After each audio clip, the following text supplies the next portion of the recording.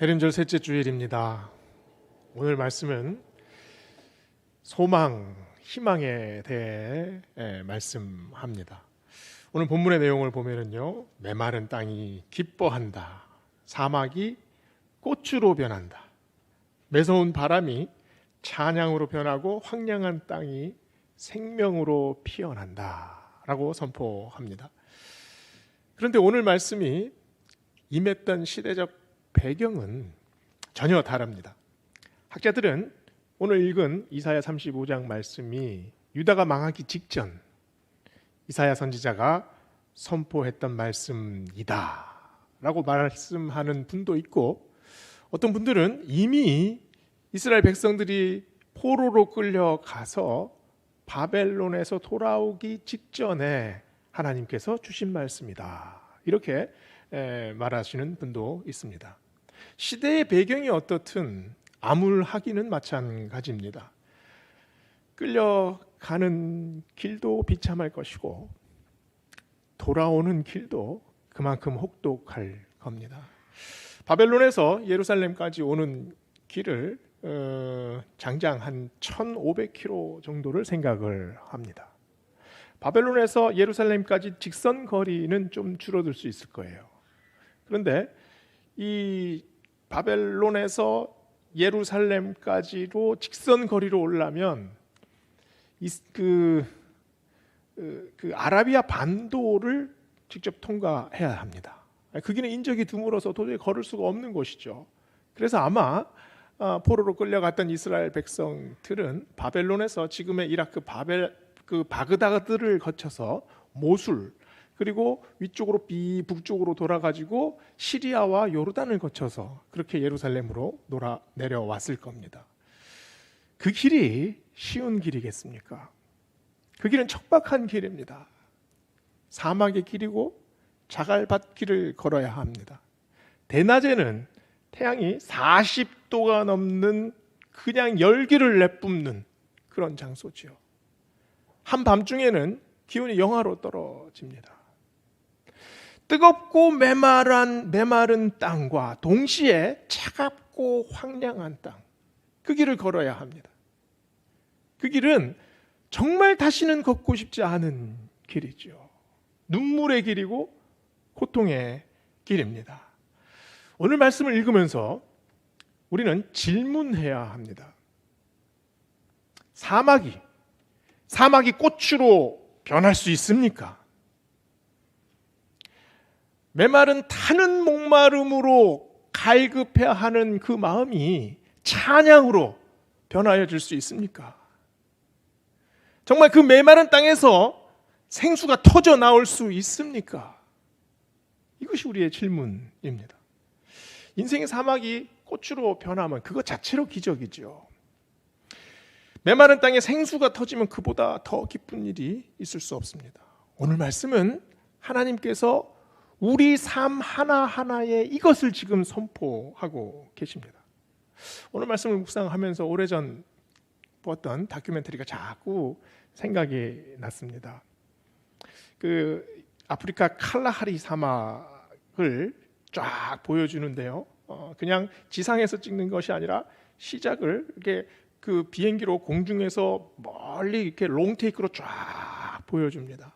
그 사막이 얼마나 광활한지 이 사방 수백 킬로 내에 어떤 생명도 살 수 없을 것 같은 그런 공간입니다. 이 돌풍이 막 불면서 회오리 바람이 치는데요. 그 해설하시는 분이 이 돌풍의 온도가 50도는 될 거라고 합니다.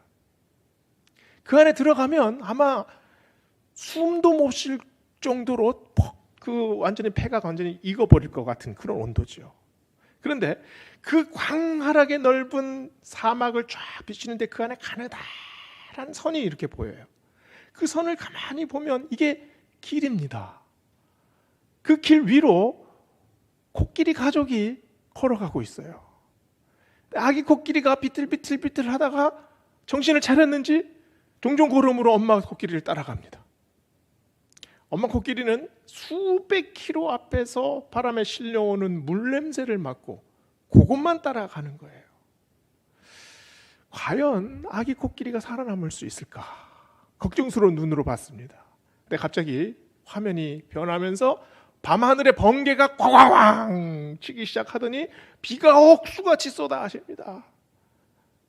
이제 코끼리 가족 걸음들이 막 빨라지기 시작해요. 그 다음 장면이 변했는데요, 완전히 다른 장면입니다. 그 광활한 광야 한가운데 거대한 습지가 마련되어 있습니다. 이미 시간이 많이 지났는지 풀이 막 자라 있고요, 어디서 날라왔는지 그 커다란 그 황새가 이 팔뚝만한 물고기를 꿀떡꿀떡 삼킵니다. 그리고 아기 코끼리는 뿌 소리를 지르면서 그 코에다가 그냥 물을 넣어가지고 확 품어내는데, 야, 장관입니다.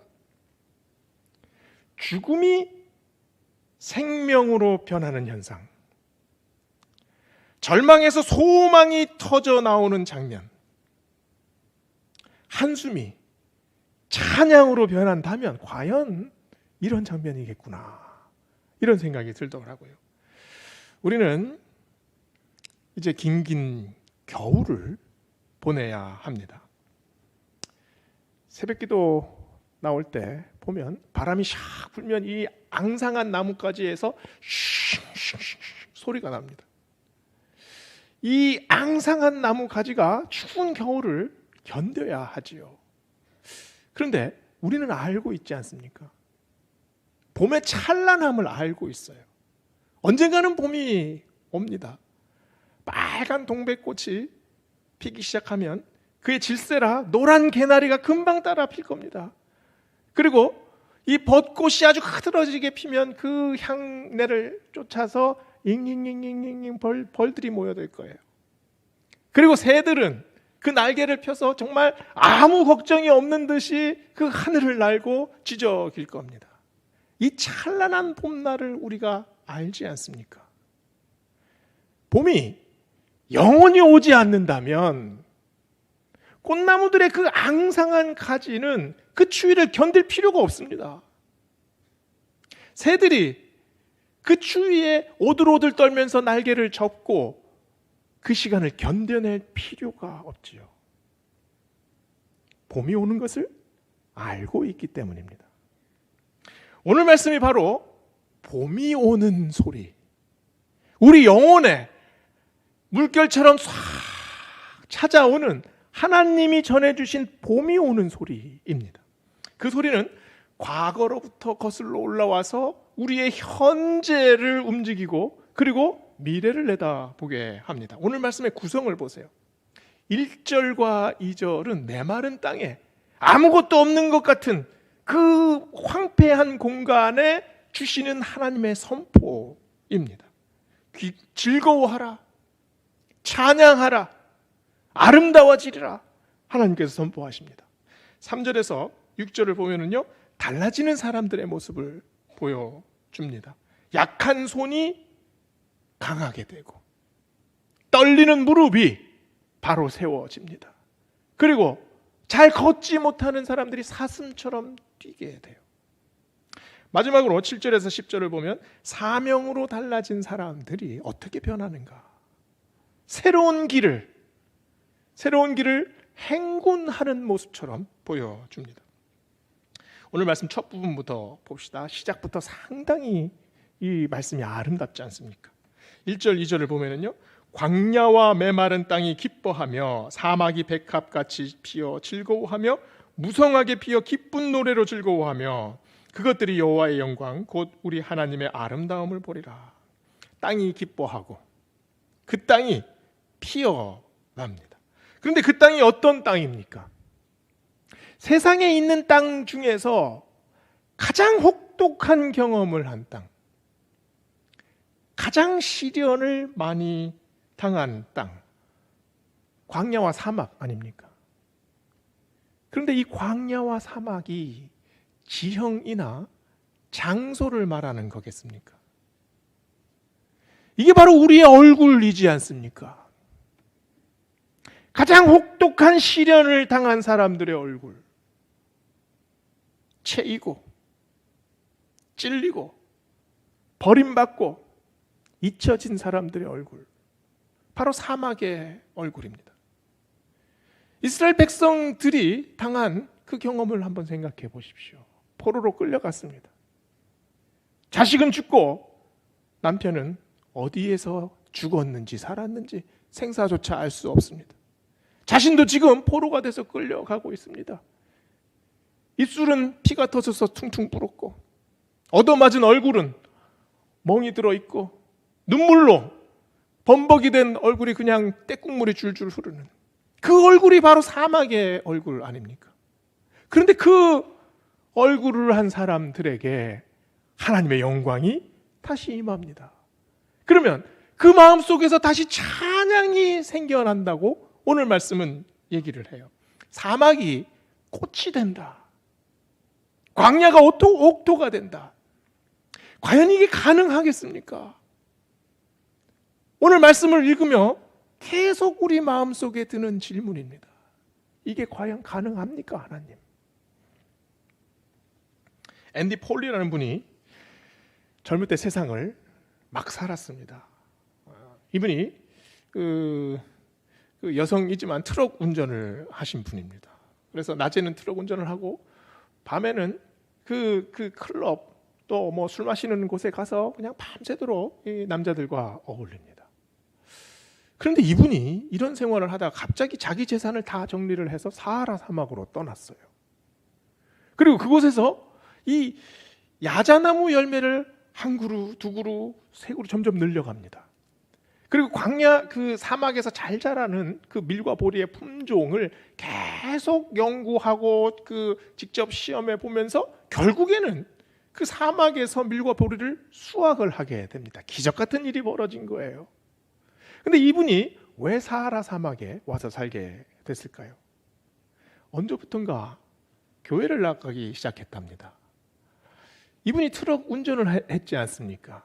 트럭은 하루 종일 자기 혼자서 운전해야 돼요. 그런데 그 목사님이 하시던 설교 말씀, 자기가 조금씩 읽었던 성경 말씀이 계속해서 그 시간에 떠오르는 거예요. 자기는 사람들을 비난하며 살았습니다. 자기 인생이 마음에 들지 않았고 세상으로부터 도망치려고 또 자기 편한 대로 살려는 사람이었는데 어느 순간부터 자기 마음속에 누군가를 도와주고 싶다는 마음이 생기는 거예요. 고속도로 휴게소에서 차를 멈췄는데 우연히 유니세프에서 전해준 그 사진 한 장을 봤습니다. 거기에 사하라 사막 언저리에 사는 아이들의 모습을 본 거죠. 이 아이들을 돕고 싶다 해서 그쪽으로 이주를 한 겁니다. 이분이 지금 세계 기아 선교국 실행위원으로 있습니다. 이분이 광야와 사막, 광야의 땅, 그 사막의 땅을 변화시켰습니까? 그 물이 없는 땅을 옥토로 만들었습니까? 자기가 변하지 않았습니까? 사실은 그 땅을 변화시키는 것이 아니라 자기의 마음이 변했습니다. 사막과 같이 그렇게 전혀 생명이 없던 것 같은 자기 마음에 꽃이 피었습니다. 누구를 비난하던 인생이 누군가를 도와주는 인생으로 변했어요. 하나님의 아름다움을 경험한 인생은 그 하나님의 아름다움을 받고 나서 정말 기가 막힌 자기 인생 역시 아름다움으로 변하여집니다. 이게 하나님을 닮아가는 것 아니겠습니까? 우리가 대림의 계절을 지나가고 있습니다. 아기 예수님이 이 땅에 오신 그 계절, 우리가 어떤 기도를 해야겠습니까? 하나님, 내 마음에도 이 사막과 같은 내 마음에도 하나님 꽃을 피워 주시옵소서. 하나님, 아름다움이 전혀 없는 내 인생에서 하나님의 아름다움으로 나를 채워 주시옵소서. 나를 변화시켜 주시옵소서. 이 기도가 있어야 되지 않겠습니까? 3, 4절을 보면 이런 우리의 기도가 사명으로 변하여집니다. 너희는 이라고 시작을 하죠. 너희는 약한 손을 강하게 하며 떨리는 무릎을 굳게 하며 겁내는 자들에게 이르기를 굳세어라 두려워하지 말라. 보라, 너희 하나님이 오사 보복하시며 갚아주실 것이라. 하나님이 오사 너희를 구하시리라 하라. 이 구절에서 놀라운 내용이 있습니다. 뭡니까? 이 선포를 하는 주체가 바로 우리라는 사실입니다.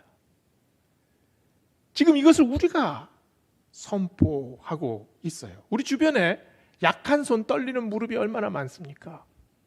근데 우리가 그 약한 손과 떨리는 무릎을 강하게 할 수 있습니까? 우리가 직접 그들을 일으켜 세울 수 있습니까? 우리는 그런 능력이 없습니다. 그러나 그 약한 손을 붙잡고 기도하면, 그 무릎을 붙잡고 하나님께 간구하면, 그러면 하나님이 일으켜 세워 주십니다. 우리가 간절한 마음으로 그를 위해서 하나님 앞에 나아가면 우리의 그 기도에 하나님께서 응답해 주시겠다는 말씀 아닙니까?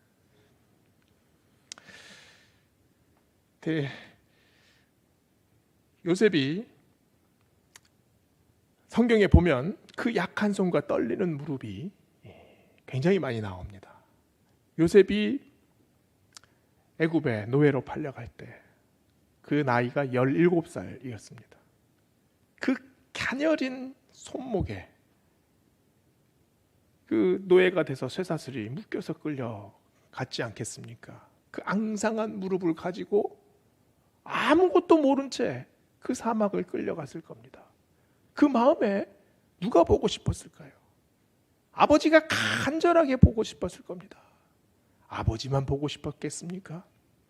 아버지가 요셉이 자라면서 아버지 야곱이 계속해서 요셉에게 들려주었던 말씀, 하나님을 떠올렸을 거예요.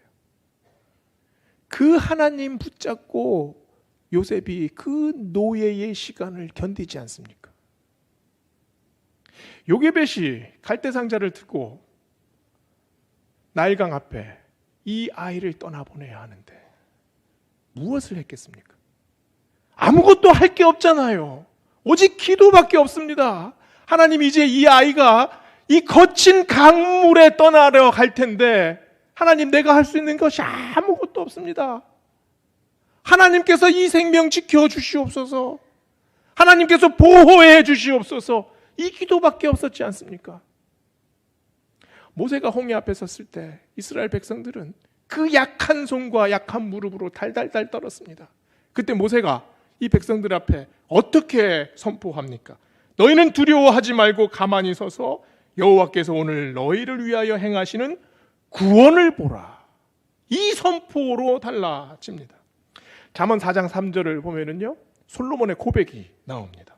솔로몬이 나도 내 아버지에게 아들이었으며 내 어머니 보기에 유약한 외아들이었노라. 한 나라의 왕입니다. 그런데 그의 속마음에는 아직도 내 어머니의 하나밖에 없는 연약한 유약한 아들이다, 이 마음이 있었습니다. 근데 잠언 4장 4절 이후부터 쭉 보면은요, 솔로몬이 계속해서 무엇을 강조합니까? 아버지가 나에게 들려주신 말씀, 아버지가 나를 가르쳐 말씀하시기를 계명을 지켜라, 명천을 얻어라, 하나님의 지혜를 버리지 마라, 그리하면 하나님이 너를 높이실 것이다. 이 말씀을 계속 기억해냅니다. 우리도 약한 손입니다. 우리 손도 떨리는 손이에요. 그러나 이 약한 손, 떨리는 손으로 내가 사랑하는 그 사람을 위해서 기도하면, 간절하게 하나님 앞에 구하면 하나님께서 그 사람을 일으키십니다. 우리를 강하게 만들어 주십니다. 약한 손은 스스로 강해지지 않습니다. 떨리는 무릎은 저절로 잠잠해지지 않지요. 하나님이 강하게 해주셔야 합니다. 하나님께서 붙잡아 주셔야 합니다. 하나님께서 일으켜 세워 주셔야 합니다. 우리의 기도가 여기에 있지 않습니까? 사랑하는 아들을 위해, 사랑하는 딸을 위해, 사랑하는 어머니를 위해, 아버지를 위해 우리가 하는 기도의 목적이 여기에 있지 않습니까? 오늘 말씀 5절 7절을 보세요. 그때의 소경의 눈이 밝을 것이며 귀머거리의 귀가 열릴 것이다. 달이 저는 자가 사슴같이 뛸 것이며 벙어리가 노래하고 광야에서 물이 솟고 사막에 시내가 흐를 것이다. 뜨거운 사막이 연못이 되고 메마른 땅에 생수가 흐를 것이다. 기도하면 달라집니다. 절망 속에 빠져서 은혜를 느끼지 못하는 딸이 있습니까? 모든 것을 포기하고 정말 망연자실하게 앉아있는 아들이 있습니까? 기도합시다. 그 아들을 붙잡고 하나님께 간구합시다. 그러면 그 위에 하나님께서 은혜를 주십니다.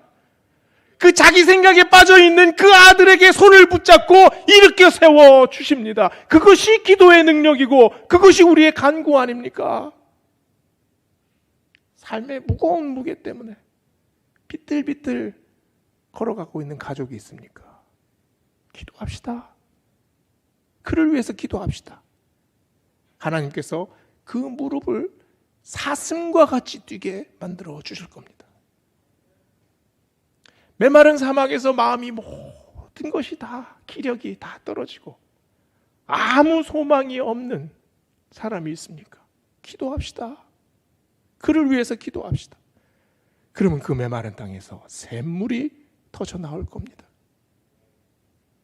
오늘 말씀이 우리에게 주시는 능력이 바로 여기에 있습니다. 우리는 허공에다가 의미 없는 기도를 하는 사람들이 아닙니다. 기도는 나의 호흡과 하나님의 호흡이 만나는 자리 아닙니까? 하나님의 마음이 나의 마음이 되어주십니다.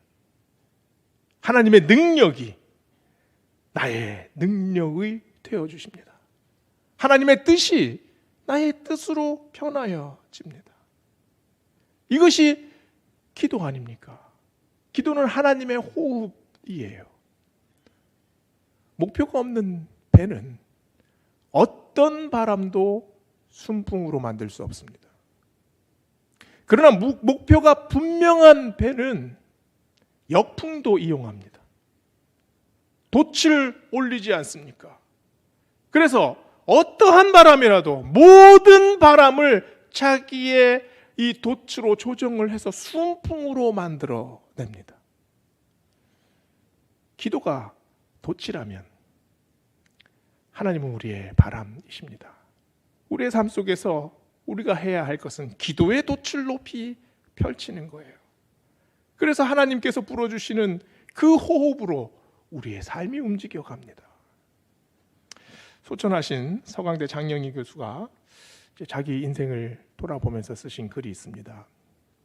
제가 장영희 교수님 글을 참 좋아하는데요. 이분이 젊었을 때 이제 미국에 가셔서 박사학위 논문을 이제 마쳤을 때의 얘기입니다. 1984년인데요. 이때 이제 논문 최종본까지 다 완성을 하고 이제 마지막 제출만 하면 됩니다. 그래서 기숙사를 다 정리하고 이제 마지막은 이제 언니 집에 가서 마지막 정리를 할 요량으로 자기가 썼던 이 논문 초고도 그냥 다 이렇게 처리를 했답니다. 다 버리고 아주 그냥 그 날아갈 듯한 마음으로 이제 언니네 집으로 운전해서 갔대요. 그때 가방에는 그때는 컴퓨터로 문서를 작업하던 시대가 아니라 전동 타자기로 썼답니다. 그래서 논문을 그 가방에 딱 넣어놓고 언니와 커피숍에 만나서 한참 즐겁게 수다를 떨고 딱 돌아왔는데 가방을 도둑이 훔쳐간 거예요. 그 가방에 뭐가 있습니까? 세상에서 하나밖에 없는 자기 논문. 이 논문 아직 마지막 정리한 다음에 제출해야 되는데 3년 동안 밤을 꼬박꼬박 새가면서 겨우겨우 썼던 그 논문이 사라진 겁니다. 이 장영희 교수가 사흘 밤낮을 식음을 전폐하고 알아 누웠답니다. 5일째 되는 날 그 커튼 사이로 햇살이 싹 비치는데 그 비치는 햇살을 보고 다시 일어났대요. 그래서 1년 만에, 꼬박 1년 만에 논문을 다시 완성했습니다. 그 왜 논문을 쓰면 그게 이제 그 소감을 쭉 첫 장에 쓰잖아요. 그게 이런 내용이 있습니다. 내게 생명을 주신 하나님과 부모님께 이 논문을 바칩니다. 그리고 내 논문 원고를 훔쳐가서 내게 삶에서 가장 중요한 교훈, 다시 시작하는 법을 가르쳐준 도둑님에게도 감사합니다. 무엇이 달라졌습니까? 달라진 것은 아무것도 없었습니다. 다시 시작해야 합니다. 그 힘든 고통의 시간, 머리를 짜내고 밤새도록 집중해야 하는 그 시간은 똑같이 다시 반복해야 합니다. 아무것도 달라진 것이 없어요. 그러나 무엇이 달라졌습니까? 눈이 달라졌습니다. 세상을 바라보는 시선이 완전히 달라졌어요. 약한 손입니다. 떨리는 손이에요. 그러나 그 손으로 다시 앉아서 책장을 넘기기 시작합니다. 그 메마른 마음에, 사막 같은 마음에 하나님께서 무엇을 주셨습니까? 용기를 주셨어요. 다시 일어설 용기. 이것이 복음의 의도입니다. 복음은 거대한 선포예요. 그런데 그 거대한 선포에 하나님의 세밀한 손길이 있습니다. 이 말씀은 복음의 목적은 우리의 영혼의 구원입니다. 그러나 그 구원을 위해 인생의 문제에 개입하십니다. 그 구원을 위해 우리의 크고 작은 인생의 문제를 하나씩 하나님께서 섭리해 나가신다는 말씀이에요. 마가복음 2장에 보면 사람들이 중풍병자를 데리고 지붕을 뚫고 예수님께 데리고 옵니다. 그때 예수님께서 이 중풍병자에게 뭐라고 말씀하십니까? 네 죄가 사해졌노라. 그러자 옆에 있던 율법학자가 참람하다라는 생각을 해요. 하나님도 아니면서 어떻게 죄를 사할 수 있다는 말인가? 이런 뜻이겠죠. 그것을 아신 예수님께서 그 율법학자에게 뭐라고 말씀하십니까? 너의 죄가 용서받았다는 말과 일어나 걸으라는 말 중에 어느 쪽이 더 쉬우냐? 이 중풍병자는 평생 의원을 찾아다녔습니다. 그런데 일어나 걸으라라는 말이 이 중풍병자에게 받아들이기 쉬웠겠습니까? 예수님은 지금 복음을 말씀하시면서 이 사람을 일으키는 것과 동시에 연결해서 말씀하십니다. 그 말씀은 삶의 문제와 연관시켜서 하나님은 지금 구원을 이 중풍병자에게 보여주시는 겁니다. 우리의 크고 작은 삶의 문제를 직접 하나님께서 간섭하고 개입하신다는 말씀이지요. 마태복음 11장에 보면 세례 요한이 묻습니다. 오실 메시아가 당신입니까? 그때 예수님께서 하신 말씀이 바로 오늘 본문 말씀, 이사야 35장 말씀입니다. 맹인이 보며 못 걷는 사람이 걸으며 나병 환자가 깨끗함을 받으며 못 듣는 자가 들으며 죽은 자가 살아나며 가난한 자에게 복음이 전파된다 하라. 이것이 예수님께서 만들어 주신 길입니다. 내가 길이요, 내가 진리요, 내가 생명이다 말씀하셨죠. 바로 복음의 길, 구원의 길입니다. 그 길을 오늘 본문 8절에서는 이렇게 말합니다. 거기에 대로가 있어 그 길을 거룩한 길이라 일컫는 바 되리니 깨끗하지 못한 자는 지나가지 못하겠고 오직 구속함을 입은 자들을 위하여 있게 될 것이라. 우매한 행위는 그 길로 다니지 못할 것이라. 복음의 길, 구원의 길입니다. 그 길을 거룩한 길이라고 말씀하셨습니다. 그 거룩한 길을 누가 걷습니까? 아무나 걷지 못합니다. 그 거룩한 길을 구속함을 입은 자들이 걷는다. 바로 우리가 걷는다는 말씀입니다. 그 길은 어떤 길입니까? 하나님께서 만들어주신 길입니다. 우리가 걷게 하시기 위하여 모든 언덕과 높은 산을 다 깨서 대로를 만들어 주십니다. 그 길을 걸을 때에 메마른 땅에서 샘물이 솟으실 거예요. 우리 앞에 어두운 구름, 이 구름을 어떻게 만들어 주시겠습니까? 그 어두운 구름을 구름기둥과 불기둥으로 만들어 주실 거예요. 이 거룩한 길이 어디서 시작됐습니까? 바로 예수님에게서부터 시작됐습니다. 오늘 말씀해 보면 거기에 대로가 있다 말씀하세요. 거기가 어디겠습니까? 거기가 바로 우리의 영혼 아닙니까? 우리의 마음 아닙니까? 이 마음 한가운데로 우리 주님이 대로를 만들어 주신다는 말입니다. 거룩한 길을 걷는다는 것. 내 사랑하는 아들을 위해서, 딸을 위해서 기도할 때 그 연약한 손을 붙잡고, 그 흔들리는 무릎을 붙잡고 기도할 때 그 시간이 거룩한 길을 걷는 시간이 된다는 말씀입니다. 가족 중에 힘들어하는 이를 위하여 그 사막 같은 시간에 내가 그 옆에 앉아서 함께 눈물 짓고 함께 위로하고 함께 공감하는 시간, 그 시간이 거룩한 길을 걷는 시간입니다. 오늘 말씀을 통해 하나님께서 우리에게 들려주십니다. 거룩한 길을 걷는 자가 누굽니까? 바로 우리들입니다. 사막이 정말 꽃으로 변할 수 있습니까? 네, 변할 수 있습니다. 우리가 나보다 연약한 자, 내가 정말 사랑하는 자, 그 자를 위해서 기도할 때 내 인생 자체가 꽃으로 변합니다.